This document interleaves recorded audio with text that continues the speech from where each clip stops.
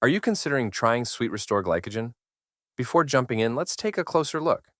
This website promotes a dietary supplement claiming to regulate blood sugar levels, lower bad cholesterol, and even aid in weight loss using natural ingredients.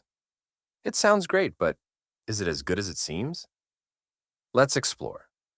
The first thing to note is that this website is brand new, registered on January 3rd, 2025.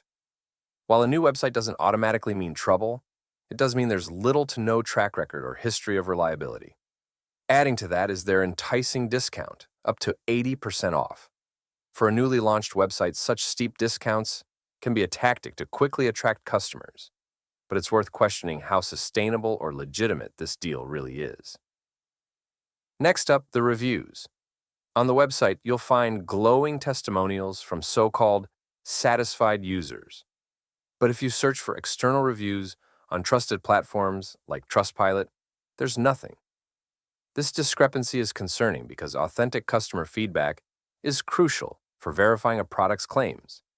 Without it, it's difficult to trust the legitimacy of the website's own reviews, which may not be real. The lack of contact information is another red flag. There's no phone number, physical address, or detailed customer support listed.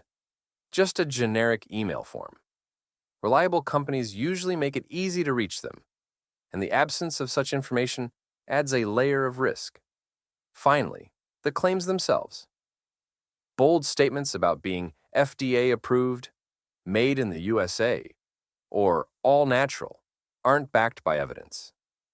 The fine print even states that the FDA hasn't evaluated these claims. It also advises consulting a doctor before using the product, highlighting the lack of concrete proof behind its benefits. In short, while Sweet Restore Glycogen might sound promising, the website's newness, lack of reviews, missing contact info, and unverified claims should make you think twice. If you're still interested, proceed with caution and do thorough research before buying. This time is hard to trust on this website.